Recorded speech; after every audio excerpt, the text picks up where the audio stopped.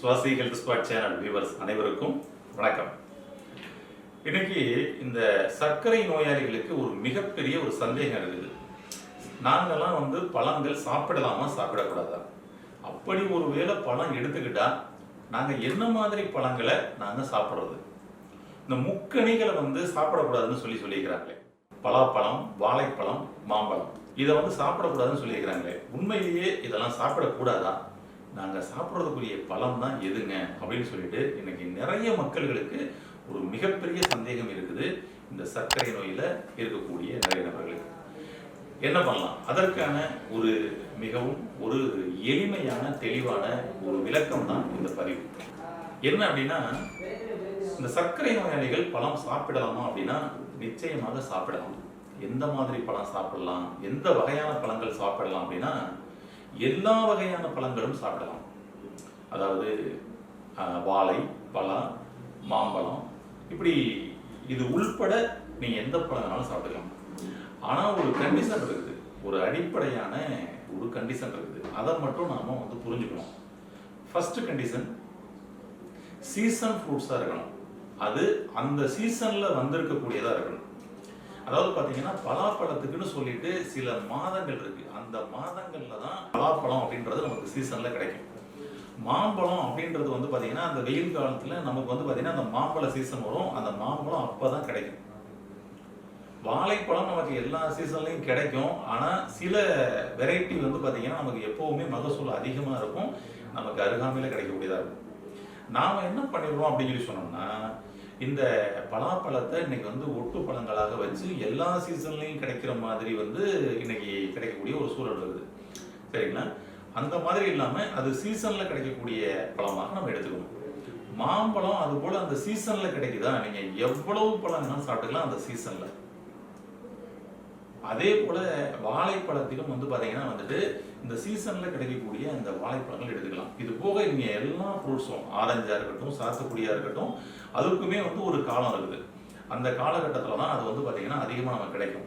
இது எப்படிங்க season fruits, இது இந்த காலகட்டத்தில் நமக்கு இந்த சீசன் ஃப்ரூட்ஸ் எப்படி நாங்க தெரிஞ்சுக்கிறது அப்படின்னா, ரொம்ப எளிமையான ஒரு விஷயம். நீங்க அந்த மார்க்கெட்ல, நீங்க பழ மார்க்கெட்டுக்கு போனீங்க அப்படின்னா, அந்த பழ மார்க்கெட்ல ரொம்ப சீப்பான ரேட் எந்த பழம் இருக்குதோ அது இப்ப இந்த சீசன்ல கிடைக்கக்கூடிய பழம் அப்படின்னு அர்த்தம். அவ்வளவுதான், ரொம்ப சிம்பிள். பாத்தீங்கன்னா உங்களுக்கு ஆரஞ்சு பழம் பாத்தீங்கன்னா கிலோ 40 ரூபாய் கிடைக்கும். அப்போ இப்ப சீசன்ல இருக்குன்னு அர்த்தம். நான் அதே பாருங்க, சீசன் இல்லாத சமயங்கள்ல அதே ஆரஞ்சு பழத்தை 150 ரூபாய், 200 ரூபாய் அப்படின்னு சொல்லிட்டு அதனுடைய விலை அதிகமா இருக்கும். அப்பனா பாத்தீங்கன்னா இப்ப சீசன் இல்லை அப்படின்னு அர்த்தம்.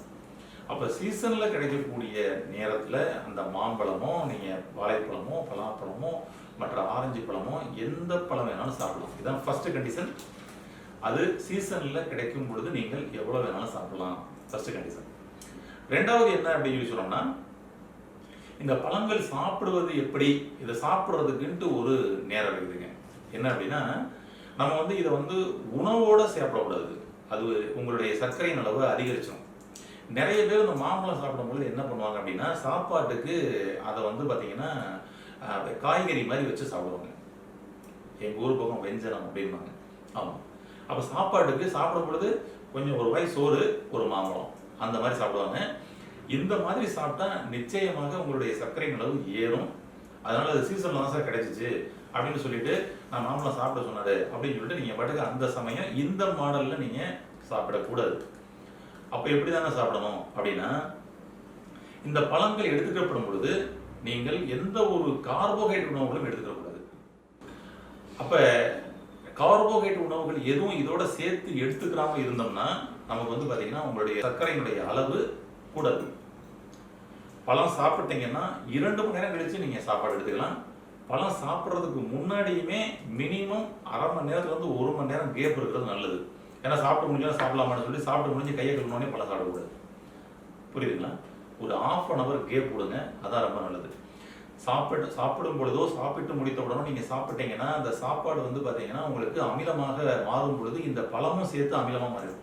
பழம் அல்கலைனா இருக்கக்கூடிய பழமும் அமிலமா மாறிடும். அதனால ரெண்டாவது கண்டிஷன், பழம் சாப்பிடும் பொழுது முன்னாடி பின்னாடி கார்போஹைட்ரேட் உணவுகள் எடுத்துக்கிற கூடாது. இதான் ரெண்டாவது கண்டிஷன்.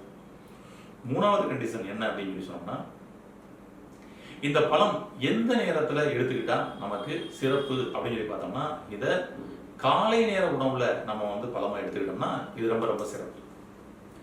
காலை உணவே இந்த பழமாக நீங்க எடுத்துக்கலாம்.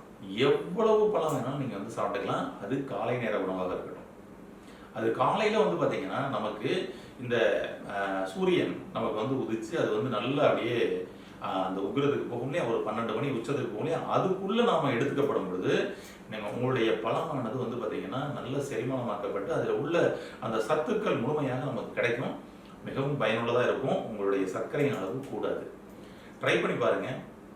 ஒரு வாரம் நீங்க அந்த மாதிரி வந்து காலை நேர உணவாக பழங்களை எடுத்துக்கொண்டு உங்களுடைய சர்க்கரையின் அளவு எந்த அளவுக்கு வந்து குறையுது அப்படின்றத செக் பண்ணி பாருங்க. சர்க்கரையின் அளவு கூடவே கூடாது, ரெடியூஸ் ஆக ஆரம்பிக்கும். பயன்படுத்தி பாருங்க. அப்ப இந்த பழங்கள் சாப்பிடுவதில் எல்லா பழங்களும் சாப்பிடலாம். நீங்க இந்தந்த பழம் தான் சாப்பிடக்கூடாது அப்படின்ற கண்டிஷன்லாம் இல்லை. இதுல 3 கண்டிஷன். இந்த 3 கண்டிஷனை மட்டும் நீங்க வந்து சரியா கடைபிடிச்சீங்கன்னா உங்களுடைய சர்க்கரை அளவை எப்பொழுதுமே கூடாம வச்சுக்கிட்டு நமக்கு பிடித்த பழங்களை பிடித்த நேரத்தில் சாப்பிடுறதுக்கான ஒரு அருமையான ஒரு வழியா இது இருக்கும். பிடித்த நேரத்தில்ன்றது காலையில மட்டும்தான் உங்களுக்கு பிடித்த நேரமா இருக்கணும்.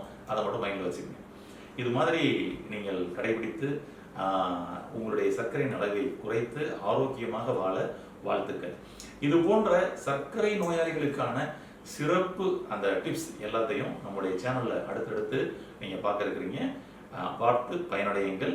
மற்றவர்களுக்கும் இதை பயன்படுத்துவதற்கான அந்த டிப்ஸை பயன்படுத்துவது கூறுங்க. சந்தோஷம். வாழ்த்துக்கள். நன்றி.